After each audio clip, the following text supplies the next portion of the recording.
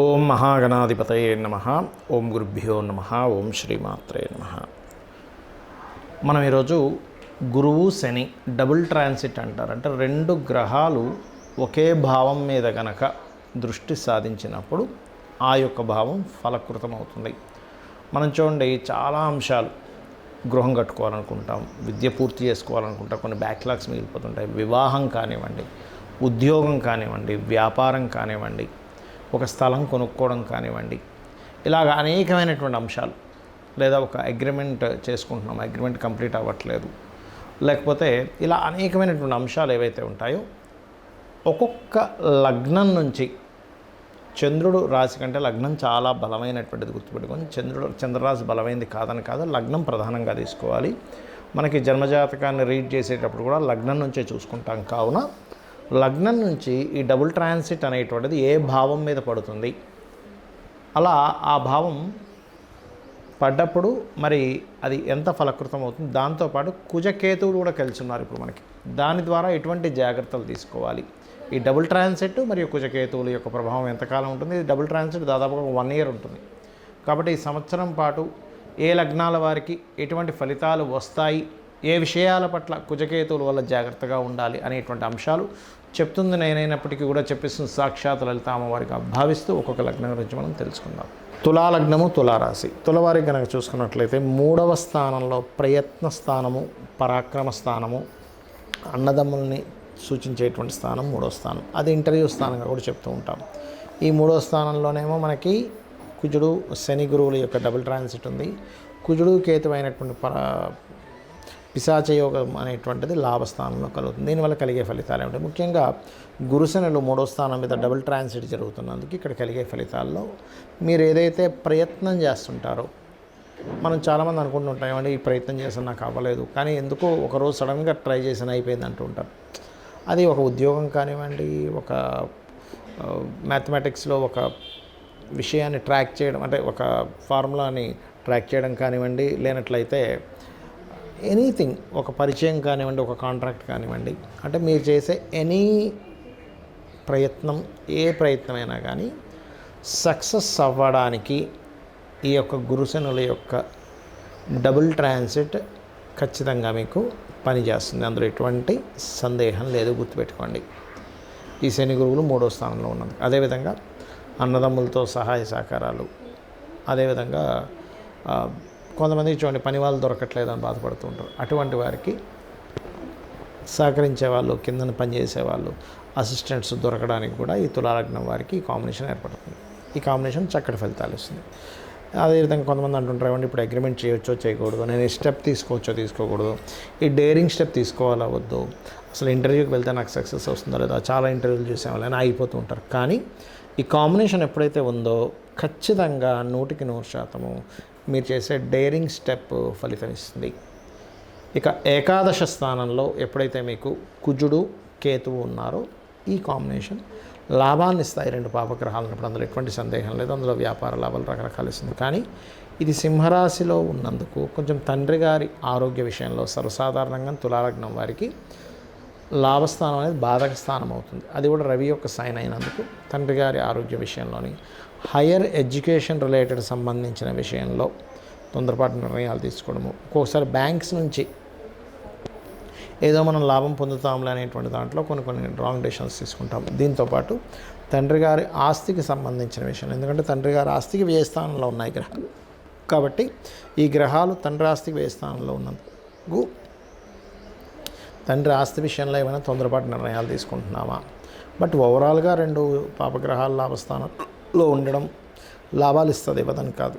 కానీ ఇవి అమ్మడం లాంటిది ఏదైనా తండ్రి ఆస్తి ఒక్కోసారి మనం చూడండి, ఏదో ఊర్లో ఉంటుంది, ఇది అమ్మేద్దాం, ఇది అనవసరంగా నేను ఎక్కడికి వెళ్ళట్లేదు, నేనే యూఎస్లో సెటిల్ అవుతాను అన్నప్పుడు అమ్మేద్దాం అనుకుంటాం. మంగళవారాలు మాత్రం అమ్మకండి దయచేసి. ఎందుకంటే అప్పుడు ఏమవుతుందంటే మనం అమ్మిన ఒక కొద్ది రోజులకి రేట్లు పెరుగుతాయి. అప్పుడు ఏమనిపిస్తుంది, అరే ఒక 2 నెలలు ఆగాల్సింది కదా, 6 నెలలు ఆగాల్సింది కదా, డబుల్ మనీ వచ్చేది కదా అనిపిస్తూ ఉంటుంది. సో ఆ రకంగా నష్టపోవడం జరుగుతుంది. కాబట్టి ఆ యొక్క అంశాల్లో తొందరపాటు నిర్ణయాలు తీసుకోకండి. ఇక మీరు నిత్యము చేయవలసిన దేవతారాధన దుర్గాదేవి యొక్క ఆరాధన, కాలభైరవుడి యొక్క అష్టము, కాళికాదేవి యొక్క అష్టోత్తరం ఎక్కువగా చేస్తూ ఉండండి. మీరు చేసే వ్యాపారాల్లో మరింత లాభాలు రావాలి అని అనుకుంటే ఓం ఇంద్రగోప పరిక్షిప్త స్మరతోనాభజంగికాయ నమః అని చేసుకోండి. చేసే ప్రయత్నం ఎండింగ్ వచ్చేసరికి సక్సెస్ అనేటువంటిది పెరుగుతుంది. ఈ డబుల్ ట్రాన్సిట్ అనేటువంటిది ఏదైతే ఉందో, ఈ పిశాచి యోగం ఏదైతే ఉందో, మరి పర్సనల్ చార్ట్లో ఎవరికైనా డబుల్ ట్రాన్సిట్ ఏ భావం మీద పడితే ఎటువంటివి వాళ్ళు ఫ్రూట్ఫుల్ పొందుతారు. ఎందుకంటే అసలు మనం ఇంకా ఈ జన్మలో మనం ఇది ఫ్రూట్ పొందుతామా లేదా అనుకునేటువంటి దానికి ఈ డబుల్ ట్రాన్సిట్ చక్కగా ఉపయోగపడుతుంది. దీన్ని గురుకర్మ యోగము అని కూడా ఉంటారు జన్మజాతకంలో. అంటే శని గురువులు, కర్మ అంటే శని, జీవుడు గురువు కారకుడు గురువు. దీనివల్ల ఎవరికైనా ఈ కాంబినేషన్ పర్సనల్ చార్ట్లో ఉన్నట్లయితే వాళ్ళు టీచింగ్స్ లైన్స్లోకి వెళ్ళడానికి, అకౌంటింగ్ రంగాల్లోకి వెళ్ళడానికి, మరియు ధర్మబద్ధంగా జీవితం సాగించడానికి, ధర్మానికి వ్యతిరేకంగా ఉండాలంటే వాళ్ళకి ఎక్కడా కూడా మనసు ఒప్పుకోదు ఈ గురుకర్మ యోగం ఉన్నటువంటి వారికి. దాంతోపాటు కేతు సంబంధం వచ్చిందనుకోండి, ఉదాహరణకి వాళ్ళకి గురుకర్మ యోగా విత్ ఆధ్యాత్మిక యోగం కూడా ఏర్పడుతుంది. సో ఇది గుర్తుపెట్టుకోండి. అయితే ఈ డబుల్ ట్రాన్సిట్ కనుక ఎవరికైనా వాళ్ళ పర్సనల్ చార్ట్లో జన్మలగ్నం మీద సంబంధం ఏర్పడింది అనుకోండి, వాళ్ళు 100% ధర్మబద్ధంగా ఉంటారు. కాకపోతే లగ్నాధిపతి కూడా బాగుండాలి అక్కడ.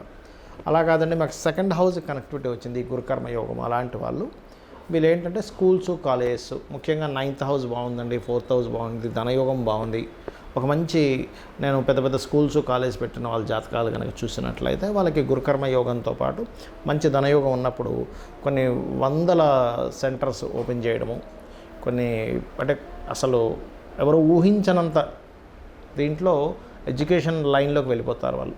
అదేవిధంగా 3వ స్థానంలో ఉంది గురుకర్మ యోగం. మంచి సహోదరులు, ధర్మబద్ధంగా ఉండేటువంటి అన్నదమ్ములు, అక్క చెల్లెలు వాళ్ళకు ఉంటారు. 4వ స్థానంలో ఏర్పడింది.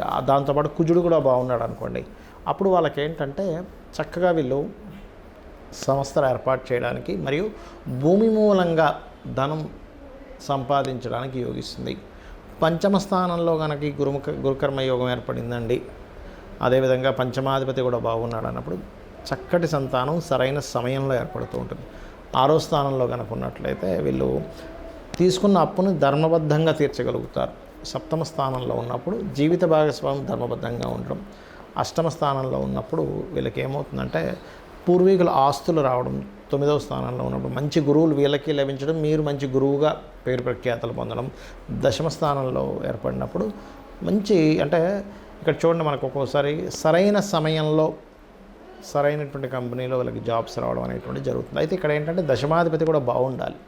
అదేవిధంగా 11వ స్థానంలో ఏర్పడినప్పుడు వ్యాపారాన్ని ధర్మబద్ధంగా చేస్తారు. 12వ స్థానంలో ఏర్పడినప్పుడు గురుకర్మ యోగం. వీళ్ళు ఎక్కడా కూడా అంటే వీళ్ళ యొక్క వివాహ జీవితాన్ని ధర్మబద్ధంగా గడపడానికే చూస్తారు. గురువు ఉన్నా లేకపోతే గురువు శనులు కలిసి ఉన్న 12వ స్థానం మీద దృష్టి ఉన్నా కూడా. అయితే ఇవన్నీ నేను మీకు ఎందుకు చెప్తున్నానంటే ఇది ఖచ్చితంగా ఫ్రూట్ఫుల్ ఇచ్చేటువంటి కాంబినేషన్ అంటారు దీన్ని గురుకర్మ యోగం. మీ జన్మజాతకంలో ఏదైనా పలానా భావం మీద ఉంది కానీ ఆ భావాధిపతి కూడా బాగున్నాడు అన్నప్పుడు ఖచ్చితంగా ఆ భావాన్ని మీరు పొందుతారు. కొంతమంది అంటుంటారు చూసారు, ఏమిటోనండి నేను జీవితాంతం కష్టపడ్డానే అసలు ధనవంతుని అవుతాను అవను అని భయం వేస్తుందని. ఇటువంటి వారికి ధనస్థానం కనుక మీకు ధనాధిపతి బాగున్నాడు అన్నప్పుడు మీరు ఒక హోప్ పెట్టుకోవచ్చు జీవితంలో. ఎస్ నేను ఖచ్చితంగా ఏదో రోజు కేఎఫ్సి అధినేత చూడండి, ఆయన 70వ ఏట 65-70వ ఏట ఆయన మొత్తం ఆయన యొక్క సామ్రాజ్యాన్ని విస్తరించగలిగాడు. అంటే ఏంటంటే ప్రతి వ్యక్తికి కూడా వాళ్ళ యొక్క జాతక చక్రంలో ఒక గొప్ప యోగం, ఇలాంటి డబుల్ ట్రాన్సిట్ యోగం ఉన్నప్పుడు ఖచ్చితంగా వాళ్ళకి ఒక మంచి లైఫ్ అనేటువంటిది ఉంటుంది. చాలామంది ఏంటంటే ఇవన్నీ వదిలిపెట్టేసి కేవలం ఏలినాటి శని వల్ల నేను ఇబ్బంది పడుతున్నాను, కాల్సర్ప యోగం వల్ల ఇబ్బంది పడుతున్నాను అని బాధపడుతూ ఉంటారు. ఒకటి గుర్తుపెట్టుకోండి, మీ పర్సనల్ చార్ట్లో అసలు ఏ మహాదశ నడుస్తుంది, ఇది కేవలం తాత్కాలికమే. కొన్నిసార్లు కొన్ని మహాదశలు 5-6 ఏళ్ళు ఉన్నప్పుడు ఇంకా బ్యాలెన్స్ ఉన్నప్పుడు 5-6 ఏళ్ళ తర్వాత మీకు బాగుంటుంది. ఒక్కోసారి కొన్నిసార్లు కొన్ని కష్టం కూడా రావడం మంచిగా జరుగుతుంటుంది. అంటే ఎలా అంటే ఆ పర్టికులర్ పీరియడ్లో స్ట్రగుల్ అయినప్పుడు మనిషి చాలా స్ట్రాంగ్ అవుతాడు. ఆ స్ట్రాంగ్ మైండ్, స్ట్రాంగ్గా ఉండేటువంటి విల్ పవర్ వాళ్ళ లైఫ్లో ఒక స్టేజ్కి తీసుకెళ్తుంది.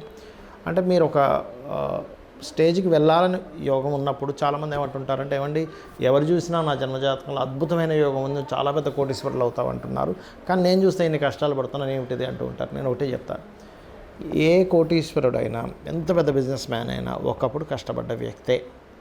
ఆ కష్టపడ్డాడు కాబట్టే, సఫర్ అయ్యాడు కాబట్టే అంత స్ట్రాంగ్ అవుతాడు.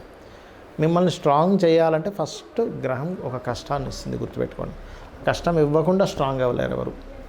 మనం మజిల్స్ పెంచాలన్నా మన బాడీకి మన మజిల్స్కి ఫస్ట్ కష్టాన్ని ఇవ్వాలంటే ఒక పెయిన్ ఇవ్వాలి. పెయిన్ ఇచ్చిన తర్వాతే అది స్ట్రాంగ్ అవుతుంది.